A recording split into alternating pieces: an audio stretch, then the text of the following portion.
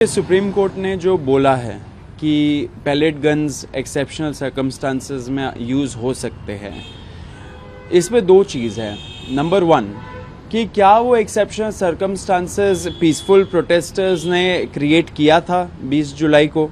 20 जुलाई को तो एक पीसफुल प्रोटेस्ट चल रहा था, एक पीसफुल मार्च निकला था, उसमें पैलेट गन चलाने वाली कोई ऐसी बात ही नहीं हुई थी। तो सुप्रीम कोर्ट को rather than passing such statements कि वो पैलेट गन चला सकते हैं, एक्सेप्शन में चला सकते हैं, उनको ये देखना चाहिए था एंड सख्त तरीके से स्ट्रिक्टली देखना चाहिए था कि क्या वैसे सर्कमस्टांसेस थे जिसके वजह से एक इंसान का आंखों की रोशनी चली गई।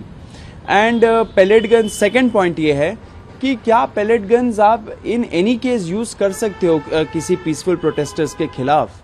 मतलब कि ये हमारे ही लोग हैं, हमारे ही बच्चे हैं, वो अपना एक संवैधानिक अधिकार को एक्सरसाइज कर रहे थे प्रोटेस्ट करके। ये कोई वॉर जोन तो है नहीं, यहाँ पे कोई टेररिस्ट गतिविधि तो है नहीं कि आप पैलेट गन यूज़ करोगे। जस्ट बिकॉज वो आपने अपने रूल बुक में डाल दिया कि पैलेट गन यूज़ कर सकते, तो कल को आप रूल बुक में ये भी लिख दीजिए कि AK-47 भी चला सकते हैं एक्सेप्शनल सर्कमस्टांसेस में।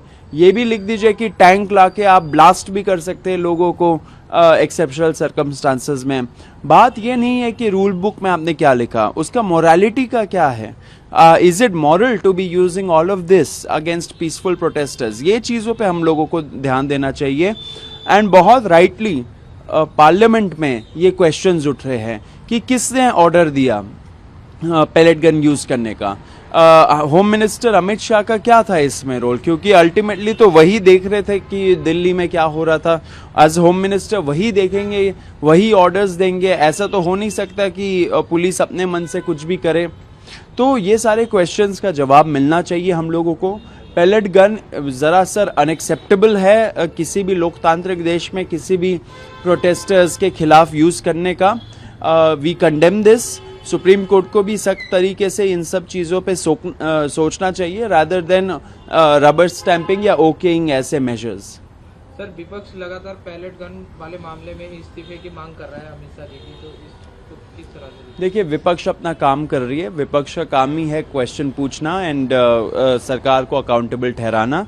पार्लियामेंट में डिस्कशन भी हो रहा था, मैंने देखा। इस चीज़ पे भी डिस्कशन होना चाहिए कि 20 जुलाई को किससे क्या ऑर्डर दिया था एंड उसके वजह से जितना ख़राब तरीके से पुलिस से व्यवहार किया प्रोटेस्टर्स के खिलाफ एंड इतना ज़्यादा बर्बरता हुआ है प्रोटेस्टर्स के खिलाफ, उसका जवाब कौन देगा। तो ऑब्वियस सी बात है कि होम मिनिस्टर को इस चीज़ का जवाब देना चाहिए एंड विपक्ष को उनसे पूछना भी चाहिए सवाल। अभिजीत दिपके जी ने प्रधानमंत्री द्वारा बनाए गए वीडियो को लेकर कहा है कि क्यों ना प्रधानमंत्री इन्फ्लुएंसर बन जाए। इस चीज़ को किस तरह देखते हैं? देखिए, वो अभिजीत दिपके ने बोला है तो वो काफ़ी कॉम्पिटेंट है अपने स्टेटमेंट्स को डिफेंड करने के लिए एंड इसमें कुछ डिफेंड करने का है भी नहीं। उन्होंने जो बोला कि कहीं ना कहीं पूरे जेनजी को, पूरे यंग जनरेशन को लगा कि सरकार ने उनकी बात नहीं सुनी बहुत लंबे टाइम तक। उनकी बात सुनी भी नहीं एंड बाद में 20 जुलाई को उनके साथ बर्बरता भी करवाया प्रधानमंत्री मोदी ने। तो ऑब्वियसली जायज़ सी बात है कि उसके खिलाफ गुस्सा भी होगा। कंगना रनौत ने आपको गूगल किया है, उसमें आपकी एज 28 साल बताई गई है, तो उनका कहना है कि आप 28 साल से किस तरह स्टूडेंट लग रहे हैं। 28 साल में तो मैंने दो अवार्ड जीत लिए थे। देखिए, कंगना जी को तो उनका गूगल भी गलत इन्फॉर्मेशन बताता है, इससे पता चल रहा है। मैं 28 का नहीं, मैं 27 साल का हूँ, वो भी अभी कुछ टाइम पहले ही मैं 27 साल का हुआ हूँ। मैं स्टूडेंट भी नहीं हूँ, गूगल भी वही बताएगा स्टूडेंट हूँ नहीं, मैं जर्नलिस्ट हूँ एंड मैंने भी कभी क्लेम नहीं किया कि मैं एक्टिव स्टूडेंट हूँ। मैं स्टूडेंट ऑफ लाइफ हूँ। सब लोगों को स्टूडेंट ऑफ लाइफ होना चाहिए। वैसे ही हम लोग आगे बढ़ेंगे, वैसे ही हमारे अंदर एक अंडरस्टैंडिंग आएगा। हमारा एज भले ही ज़्यादा हो या किसी का भी एज ज़्यादा हो, अगर वो स्टूडेंट ऑफ लाइफ नहीं है, ज़िंदगी से वो सीख नहीं रहे, तो फिर विजडम भी नहीं आएगा। कंगना जी को भी ये समझना चाहिए कि ऐसे स्टूडेंट ऑफ लाइफ बनना चाहिए उनको भी। दिल्ली पुलिस ने कहा है कि वो किसी भी प्रोटेस्टर के खिलाफ जो एफआईआर कर रही है उसी पर एक्शन नहीं करेगी। देखिए, दिल्ली गवर्नमेंट, मतलब कि ये LG के तरफ से ये निकला है पूरे एनसीटी ऑफ दिल्ली के लिए कि जितने सारे FIRs दर्ज हुए थे, उन्होंने अपना काउंट दिया है 13, लेकिन मेरे काउंट के हिसाब से 20 FIRs है। वो सारे FIRs पे कोई फर्दर एक्शन नहीं होगा एंड उसको एक तरीके से लिखा गया है कि it should be treated as closed. तो it's a good development, positive development है। जो सरकार ने वादा किया था कि FIRs को विड्रॉ किया जाएगा, वो स्पेसिफिक सेंटेंस इस ऑर्डर में नहीं लिखा हुआ है। हम सरकार ने फिर से बातचीत करने के लिए बुलाया है। जब हम लोग बातचीत करेंगे, हम सरकार को बोलेंगे कि ये टर्म यूज़ होना चाहिए कि FIRs को विड्रॉ किया जाएगा।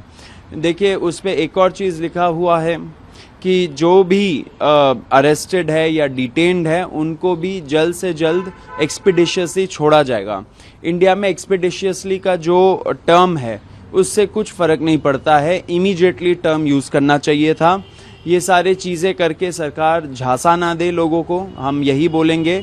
सही तरीके से अमल करिए, ऑनेस्ट तरीके से अमल करिए, क्योंकि आपने पूरे देश भर के सामने युवाओं से एक वादा किया था, वो वादा पे आप खड़े रहिए। अभी दिल्ली का आया है, यूनियन गवर्नमेंट की तरफ से जो अश्योरेंस आना था वो अभी तक आया नहीं है। सरकार बोल रही है कि वो एक ड्राफ्ट जो उन्होंने तैयार किया है लैंग्वेज का, वो हमारे साथ शेयर करेंगे। हमें आशा है कि वो ड्राफ्ट सब कुछ कवर करेगा यूनियन गवर्नमेंट के लिए। एंड जो दूसरे स्टेट्स है जहाँ पे छात्रों को प्रॉब्लम हो रहा है, महाराष्ट्र में, गोवा में, यूपी में, राजस्थान में, मध्य प्रदेश में, इन सारे स्टेट्स में भी मुझे आशा है कि जल्द से जल्द सरकार, वहाँ की सरकारें ये नोटिफिकेशन निकालेंगी, FIRs विड्रॉ करेंगी एंड गारंटी देंगी कि फ्यूचर में भी कोई एक्शन नहीं होगा। टाइम वेस्ट हो रहा है बहुत ज़्यादा, बहुत दिन हो गए ऑलरेडी। हम डिमांड करते हैं कि ये प्रोसेस जल्द से जल्द ख़त्म हो, एक्सपीडिशियसली नहीं लेकिन इमीडिएटली ख़त्म हो।